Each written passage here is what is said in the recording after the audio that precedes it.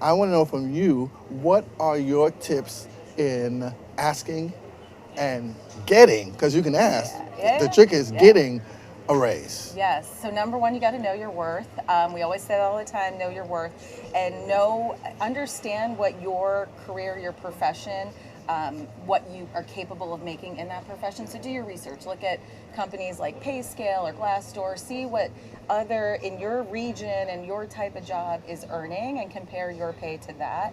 Is number one. Because if you're in a job that averages $50,000 a year and you go and ask your boss for $100,000, you don't look smart, right? And so when you're going to negotiate for what you're worth, you want to come in being very prepared and educated on what you can expect. So look at what the industry is paying. Talk to, I encourage people to talk to coworkers.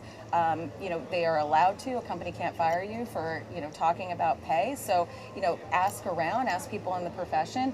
Then you start having conversations with your immediate boss, and start putting feelers out there. The way I like to say it is, I think as a boss, and I've been the boss and the employee, I say it starts with a conversation, and you say, bring the evidence to your boss and say, here's where I'm thinking, is there a path for me to get there?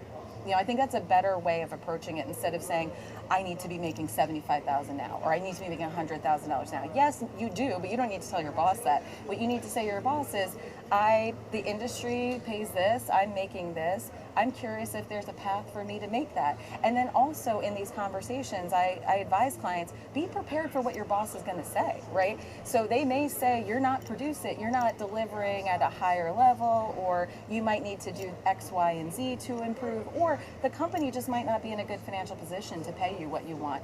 And then you have to take that and then make your own decision from there.